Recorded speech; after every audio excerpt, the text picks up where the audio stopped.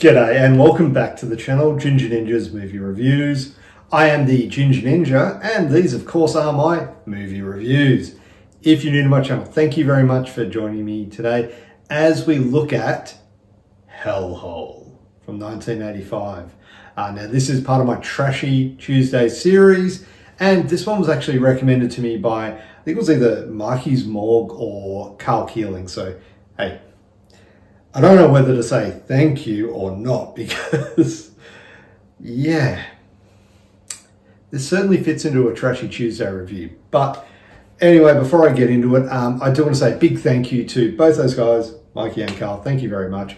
But also all my new and existing subscribers. Thank you very much for joining me on this journey as we go through these trashy films. Now, I've said it before and I'll say it again. When I say trashy, it doesn't always mean bad. It just means that these films have a certain something about them. They're generally low budget. Generally, they're like this one, full of nudity.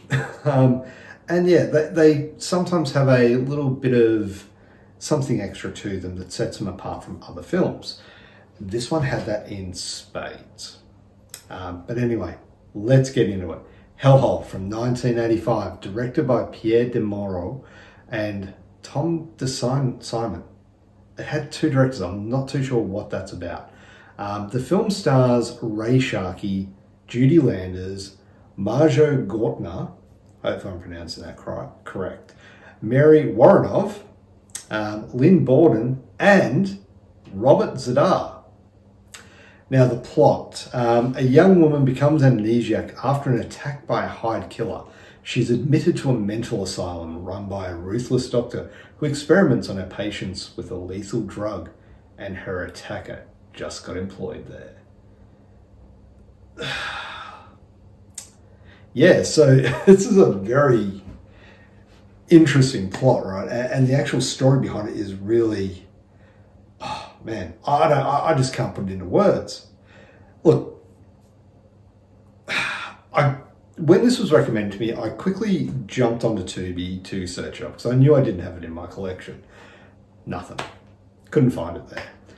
Well, it wasn't available here in Australia anyway, so quick trip to the US. Thank you, VPN. And I was soon strapped into this exploitation horror film that really attempts to meld elements of suspense, psychological horror, and sleazy exploitation into a very coherent narrative. But did it succeed? Well, let's find out.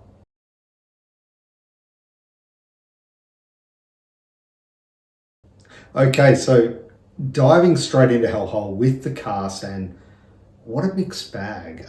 We have Judy Landers as Susan, and look, she delivers a performance that is passable, but it's often overshadowed by the movie's exploitative tendencies, and her character really does lack depth, and she's primarily there as a damsel in distress.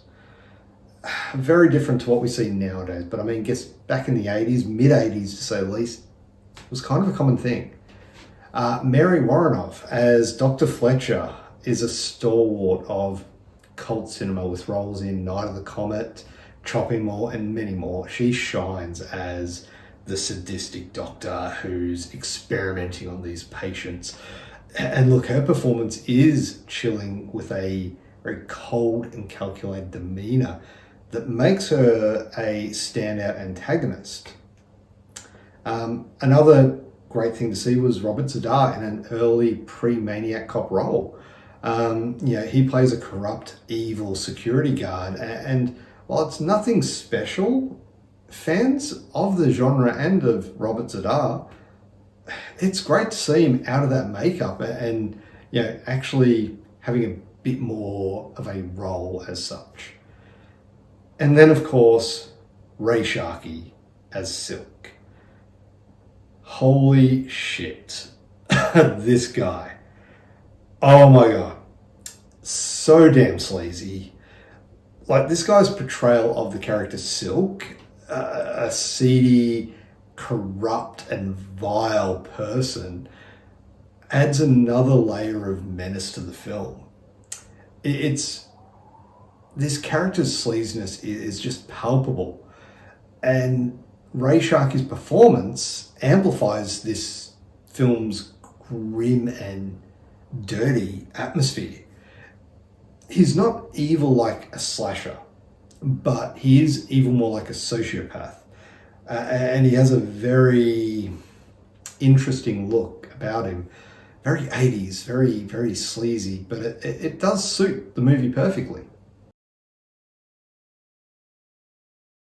Now, onto the directing and the writing, and the film itself taps into themes of institutional corruption, abuse of power, and the fight for sanity and justice. However, its execution is rooted firmly in the exploitation genre, with gratuitous violence, gratuitous nudity, and very over-the-top scenarios. The direction lacks cohesion and is inconsistent, often struggling to balance horror, thriller, and those exploitation elements. And it's this inconsistency that disrupts attention that a horror film needs to engage its audience. Scenes intended to be shocking or suspenseful sometimes come off as unintentionally humorous.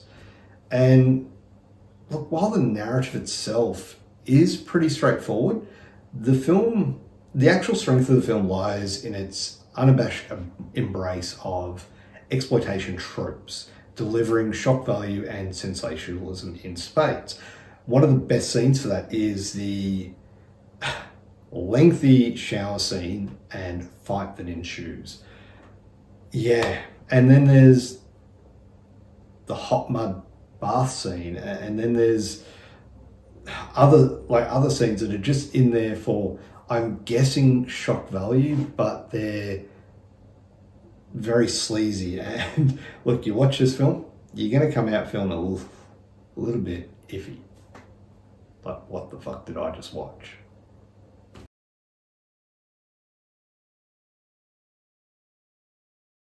Now, this is usually where I would talk about the special effects in the film, and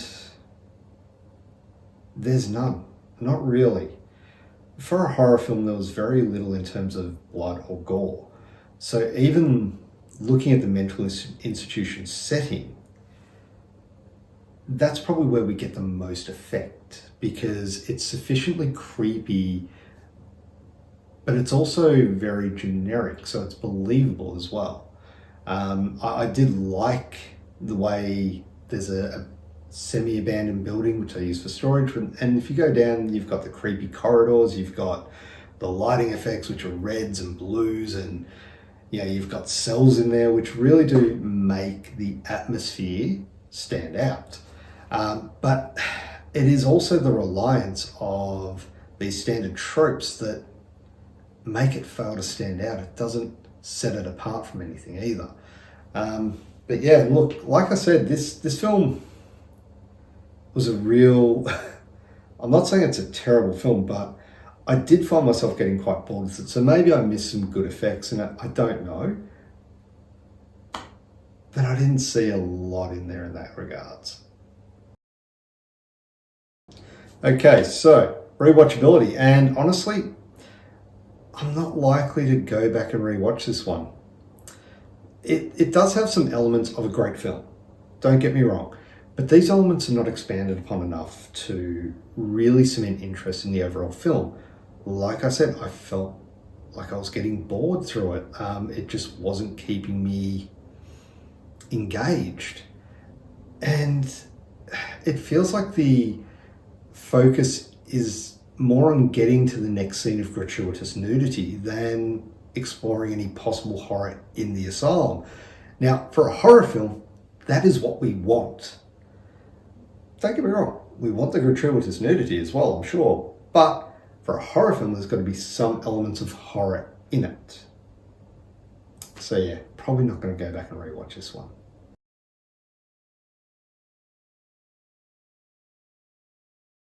Okay, so final verdict, and look, Hellhole is a film that suffers from a few things.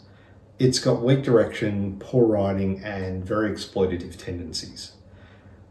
The performances, especially from Judylanders and Maryworonov in particular, are one of the few redeeming qualities. That and a bevy of nudity and a lengthy shower scene. But they're not enough to save the film from its overall mediocrity. So overall, for a score, this film gets a... I'm gonna give it a 5 out of 10. I was considering giving it a 4.5, but I think I'll give it that extra point just because, like I said, yeah, you kind of get out of it thinking, what the actual hell did I just watch? And look, that's not to say it's a bad film. It does have those redeeming qualities. Just overall, it's just not a movie that I can see myself going back to watch again. Still a fun ride, no doubt. So thank you very much for recommending that to me.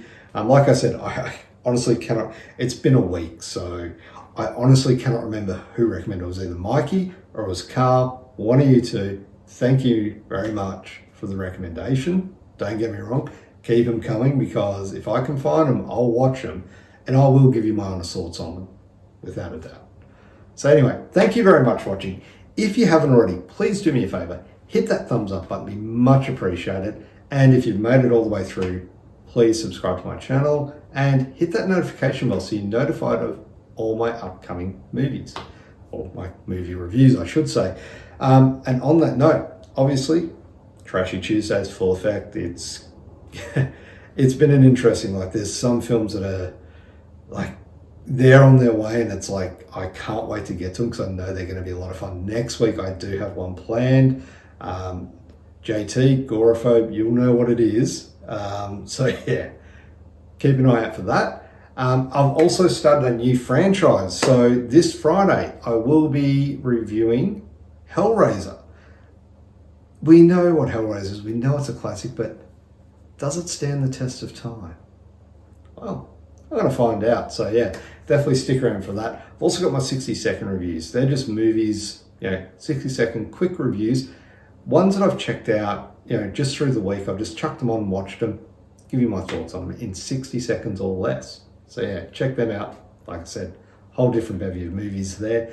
Bevy seems to be the word of the day. There's a bevy of boobs in this movie. So if you like that, then Hellhole is for you. Anyway, I'm blathering on. So thank you very much for watching. Have a great day. Bye.